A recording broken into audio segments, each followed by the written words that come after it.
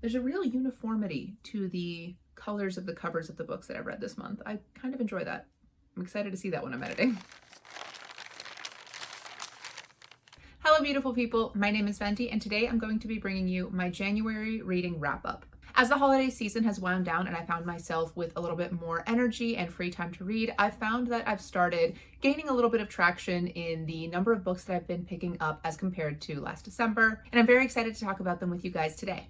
The first book that I ended up finishing this past month was The Hunting Moon by Susan Dennard. This is a sequel to Susan Dennard's currently ongoing urban fantasy The Luminaries series. The series follows the trials and tribulations of Winnie Wednesday, who is a member of the Wednesday clan. The Wednesdays are one of 7 luminary families named after the days of the week, which symbolize which day of the week that they spend hunting monsters that appear in these sort of magical hotspots all around the world. In the first book, Winnie is trying to regain her status as a luminary and her status as a luminary hunter specifically, basically to regain her family's honor after her brother, and her mother are ousted from the Luminary Society because her father was a Diana, which is a faction of rival witches that basically works against everything the Luminaries stand for. But while Winnie is taking these trials, she begins to discover a absolutely new type of monster in these woods that no one has seen before and that doesn't really seem to show up unless she is around. And so she and some of the old friends who had ditched her previously and some new friends that she's made along the way have to figure out what's going on in Hemlock Falls.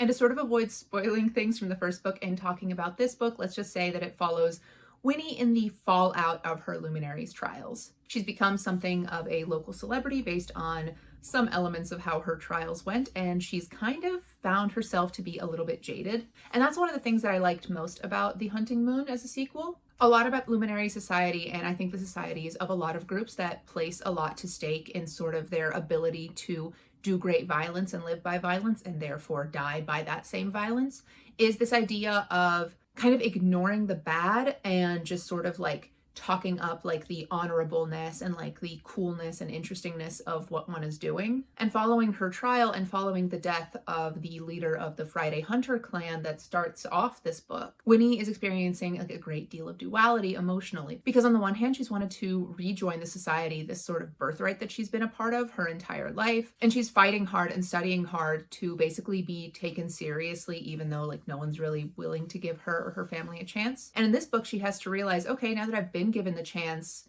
there's like a lot of anger that I'm holding, because where were all you people? Where was all this support when I was just pretty much dirt under your feet? Like, what changed? Because I didn't really change. So what changed about me that you guys see that makes me worthy of being a person now where I wasn't before? There's a lot of internal growth that Winnie has to do, both in terms of figuring out the situation with her family and the clans, and also figuring out how to navigate the changing relationships with her new friends as well as her old ones. As anybody who participated in the Luminaries when it was a Twitter Choose Your Own Adventure story can probably relate to, one of my favorite relationship dynamics in this series is between Winnie and her former best friend Jay Friday. There's a lot of stuff going on with Jay on account of his clan leader has just been killed, and he has been forced into this really frightening and dangerous role way before his age should allow that to happen. And at the same time, he kind of gets pulled into Winnie trying to figure out more about what's going on with her dad, what's going on with the Luminaries, and what's going on with the Whisperer, the sort of monster that appeared in the previous book that only Winnie seems to know or care about. And there's a deep intensity in the way that they interact with one another, and it's not always,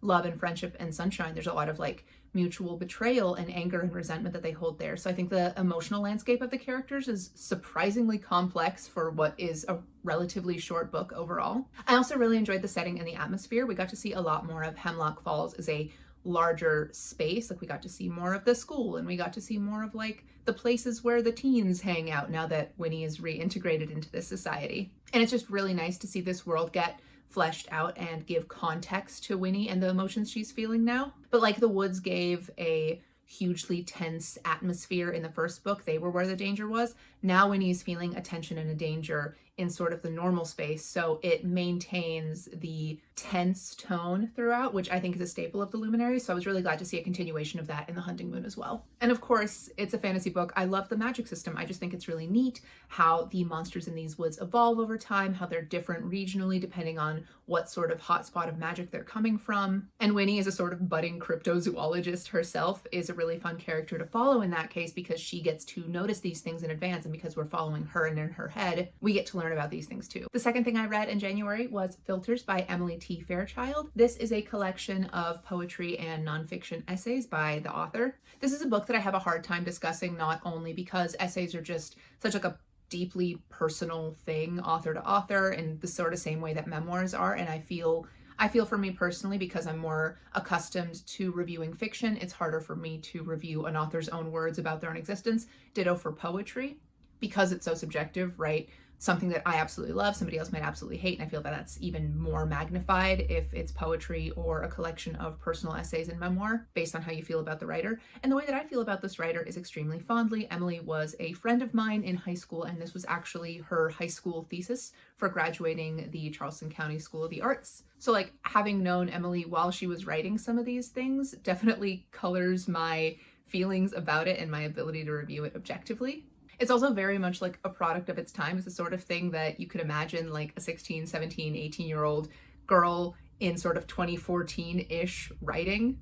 There's like some very specific like 2014-ish brand of Tumblr feminism that makes its way in there, and justifiably so. It's completely valid, the stuff that she says, but it just like makes me smile to remember an era and a person that I knew during that time. But a lot of the things that she writes about that are so Charleston specific, they just remind me of being there and being sort of a stranger in the city, because I moved there when I was like already close to done with high school, and then having people, locals who lived there their whole lives, like Emily, sort of show me around and like show me all the cool spots to go and all of the wonderful, beautiful things that I could do in this new place after I'd left all my friends and everything I'd known for a lot of my childhood behind. It was really beneficial and comforting, and sort of reading this brought me back to that time and to like the kindness of Emily and my other Charlestonian friends, just like showing me around these little spots that are now deeply familiar and deeply important to me.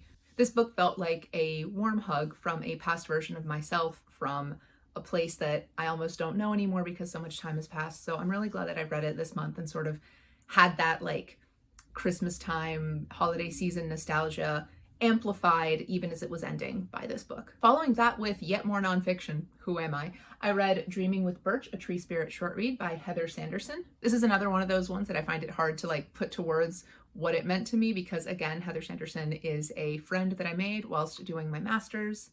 Heather's a student of herbal medicine and all-around enthusiast for things that grow, which is a trait that I share and is probably why we got along so well when we first met. A deeply embarrassing thing about me that is true for better or for worse was that some of the first friends that I can ever remember making in my life were trees. In one of the first homes that I can remember living in, my next door neighbor had a willow tree in his front yard, and we were fortunate enough, my siblings and I, that he was friendly and allowed us to play in it throughout the changing of the seasons. And I felt such a deep attachment to this thing that could not speak to me in words, but sort of had this aura to it that I felt enveloped by whenever I was there. When we had to move from that house, that was one of the most devastating parts, was leaving that tree behind. It's been like 15 years and I think about that tree on a daily basis still. Reading Dreaming with Birch felt like sitting in that tree and reading my books, or just watching the new spring growth, the little buds of leaves beginning to form on the whip-like tendrils of the willow branches.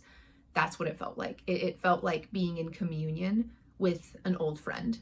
This book was also quite informative about the mythology surrounding birch trees throughout the world and the sort of more tangible and physical properties of the trees. It could be used in herbal medicine, how they were historically used by peoples who did not have access to the medicines that we have access to now, as well as for their various spiritual practices and throughout their folklore. So in addition to being very comforting and nostalgic, it was also a really informative and interesting read. And again, quite short. I think I knocked this out within an hour, but it stuck with me long after I turned the last page. After that, I finished That Night by Sin Baylog.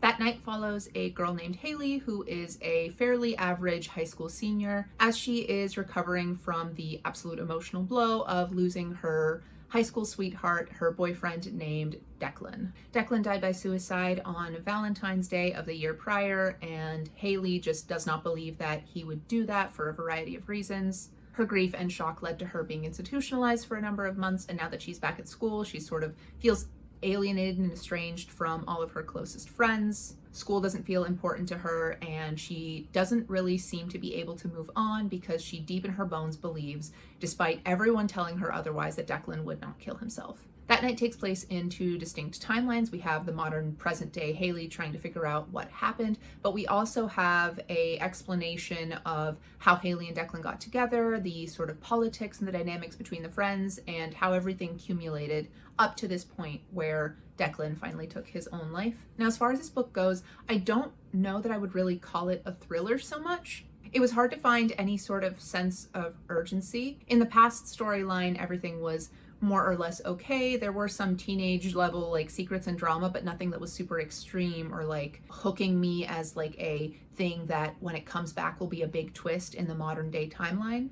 So those chapters were a little bit like watching like a CW teen drama. Try Riverdale without the, I think, murder that happens in the first season. I've not watched Riverdale. And in the present day timeline, I was still missing that sense of urgency. Haley was sort of in a floaty void. I suppose there was technically a deadline of she was coming toward the end of her senior year and would have to go away for college and stuff, and everybody else would go away too, so it'd be harder to get everyone together and figure out what actually happened and what precipitated Declan's actions. But that was never made urgent in the plot. That's something that I'm sort of extrapolating in retrospect. It was never put on page, even in an implied way, that that was a reason that we should be worried for Haley. Were it not for the last like 20-ish pages of the book, I would call this more of a literary analysis on teenage grief. It was definitely entertaining, but again, in a sort of CW teen drama way, not in any sort of thriller, urgent, oh, what's happened, like I can't wait to figure out what's going on way. The sort of big twist at the end was very like, oh, this wasn't earned and we were not really given much of a build up to it. I don't necessarily need to like be able to guess a twist at the end for it to be satisfying for me, but I would like to be given at least some of the pieces in advance that point toward it coming so that in retrospect I can be like, I see what the author was doing. We really didn't get that. I also had some trouble with the characters. None of them were likable, and that was fine. I enjoy myself an unlikable character. Some of them I still at least found interesting, which is the bit about characters that I really respond to. Unfortunately, Haley, the protagonist whose head we're stuck inside of for the entirety of the narrative, was not one of the interesting ones. In the present day timeline, at the very least, her sort of depression and lack of any sort of self-esteem or motivation makes some sense. She's really single-mindedly focused on Declan in a big way. That sort of consumes everything about the entire world around them, especially if they don't feel they have the ability to move on. But Haley was like that in the past as well. I had no idea why anyone liked her, from her friends to the boys that she found herself in romantic entanglements with. None of it read as real because Haley was a nightmare. She was terrible to be around all the time, a huge Debbie Downer that doesn't change at any point. At no point does she exhibit any kind of growth. She sucks at the beginning and she continues to suck. And then the end happens, and I guess her growth is, I've moved on. I've done it. I've come to peace with the thing that has happened. After she's hurt a lot of people along the way. That said, I still got through the end of that night, and I would have DNF'd it if it wasn't at least entertaining to read. There's some sort of schadenfreude that I get about reading bad things happening to bad people, and I got a little bit of that with this story. Following that, I completed my reread/buddy read of The Bear and the Nightingale by Catherine Arden. This is the first book in her Winter Night trilogy. I'm reading this trilogy with my friends Katie and Elaine because it's wintertime, there's snow on the ground, it's absolutely perfect for the atmosphere of these books. And I've also read The Bear and the Nightingale like a gazillion times at this point, but I've never continued on, so it's time. It's time for me to figure out how the story of Vasilisa Petrovna ends. She is the daughter of a Russian boyar living sort of at the edge of the wilderness, right around the time when Christianity was sort of taking a big pull around the Russian nobility, of whom her family is a part. Vasya, like her mother and her grandmother before her, has inherited this ability to sort of see these old gods as they exist in the very real and mundane things that they guard. So like the domovoi protects the home, the rusalka is a sort of water nymph that is in the rivers and eats unsuspecting travelers, that sort of thing. They're stories to most people, but to Vasya, they are actual entities that she can see and interact with and strengthened by her very presence as a sort of more magical being. However, Vasya's mother did die during childbirth, and so in an attempt to find her a stepmother, somebody who can sort of teach her in the ways of being an acceptable Russian noblewoman of this time, her father brings home a stepmother for Vasya who is also able to see these little creatures. However, because she is more entrenched in the Christian faith, she believes them to be demons. So between these two women and the priest and Vasya's various relations, various struggles arise for the health and safety and well-being of Vasya's people. sort of orchestrated and puppeted between these two women by Morosko, the winter god, and Medved, the bear, the deity of hunger and famine and lacking, as those two sort of greater beings act as sort of puppeteers with the humans around them to engage in a great spiritual battle that will lead to the doom or the blessing of Vasia's people. There's a really complicated way of describing it, and I think that's because this is a very complicated story. It's deeply, deeply rich, not only in folklore and fairy tale mythos, but also with the history of medieval Russia, which is like a really not documented period of history. Vasya has to ride the line between the sort of fairy tale wild maiden stereotype, who sort of goes into this land of magic and hopefully escapes doom by her wilds alone, but very often finds herself not surviving a situation that she can't quite be prepared for. And on the other hand, being a proper representative of her house and being a good daughter to her father and all of that means, and following the really strict gender roles that are placed upon her lest she bring shame to those that she loves best. I also very much enjoy how the magic was woven into the story. At first, it was sort of just stories that were being told to Vasya and her various siblings, sort of fairy tales that no one really held much in stock of. But as Vasya grows and as the story progresses, they're woven more deftly into the narrative itself, and they become very clearly real. Not just for Vasya, but for the people around her, whether or not they're able to actually see what's going on. I really enjoyed seeing Vasya come into her own. Her awareness of things was regularly split. In many ways, she's very much a young girl, little girl at the very, very start of it. And in other ways, she is more aware than anyone could possibly be. So she has a greater and more preternatural knowledge of things, and because of the way that superstition works and the way that fear-mongering often works when there's famine and cold and people are dying and they're just looking for someone to pinpoint blame onto, she becomes a perfect target. So watching her navigate that situation and decide, regardless of the consequences for her specifically, to do good and do right by her people and hold true to the old traditions that she was born to and can't escape even if she wants to, was very compelling to me. I'm also a big fan of the family dynamic in The Bear and the Nightingale. Specifically, I'm a fan of any story where a parent fails their child while they're trying to do their best for that child. So the dynamic between Vasya and her father, as well as Dunya, her nanny, who essentially raised her like a mother, was really interesting for me, especially because had they done what they were supposed to do, avoiding spoilers, Vasya could have prevented a lot of the tragedy that befell not only her, but her people as well, much earlier in advance. It's about the metaphors, you see, but also about the literal fairy story of it all. And I really enjoyed The Bear and the Nightingale in this read through, and I am very excited to continue reading the story. Moving on from that to something I'm hopefully going to be a little bit more coherent about, I read Travis Baldrey's second book, Bookshops and Bone Dust. This is a prequel to Travis Baldrey's book Legends and Lattes that took BookTube by storm, I think like 2 years ago at this point, and is one of the first books that people think of when they think of cozy fantasy. Legends and Lattes follows an orc named Viv who retires from the sort of D&D campaigning adventuring life to start a coffee shop in a small town. So Bookshops and Bone Dust follows Viv at the very start of her adventuring career when she's sort of like a greenhorn who's signed up with this adventuring band, but she's a huge hothead and doesn't really know what she's doing yet, and she gets injured and dropped off at the seaside town to recover while her band goes and completes their quest against a necromancer that's been ravaging the area. Viv is young and brash and is worried that she's ruined her start before she's even begun. One day, on a whim, she stumbles into this ramshackle little bookshop, and the story goes on from there. I think in retrospect, I liked Bookshops and Bone Dust a little more than I liked Legends and Lattes. We get a lot of the same of what I enjoyed from Legends and Lattes in Bookshops and Bone Dust, but I feel like in an elevated level. Where in Legends and Lattes, Viv has to sort of start a business ground up. Here we sort of see her stretching her entrepreneurial skills to fix up an existing business already, so she already has these instincts. But rather than the plot sort of hinging on her ability to fix up this bookshop, it's more of the vehicle by which she makes these very close friends. And I actually believe the sort of found family element of this book a little more than I believed it in Legends and Lattes.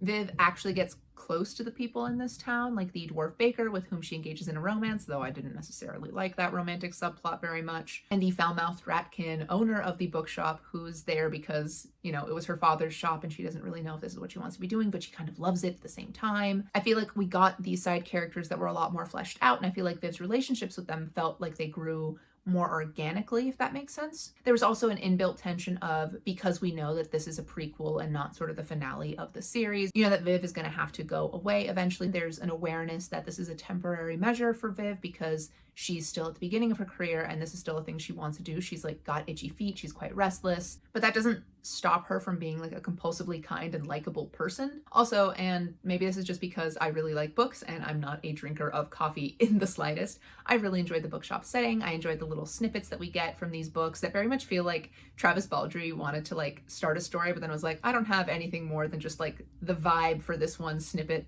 and that's what I'm gonna write down and leave it at that. And he just like incorporated it into the story. I really enjoyed seeing Viv fall in love with these stories and fall in love with the reading of it and just sort of expand her horizons and grow to be more than what she could have been had she just sort of stayed the hot-headed little guy and like continued on with Rackham's Ravens, which is the mercenary group that she was fighting with. I feel like it's because she was forced to slow down that she became the person who could survive adventuring and retire and become who she needed to be. I also found the plot to be far more consistent than it was in its predecessor. I feel like in Legends and Lattes, there's like a lot of very like not much happening for most of the book, and then at the end it's sort of just like, and suddenly there's a conflict and we have to build and grow from there, which I still had a lot of fun with. But in Bookshops and Bone Dust, there was a consistent plot line that we were following throughout, and the mystery remained sort of ever present regardless of what they were doing vis-a-vis the bookshop and the fixing up thereof. I'm also just a fan of like the aesthetics of necromancy. I feel like it's just cool and neat, especially paired with the backdrop of a bookshop as well. So I just really enjoyed the like vibes of the story, if that makes sense. But overall, I feel like Travis Baldree is just sort of leveled up as a storyteller, and I'm excited to see where he goes from here.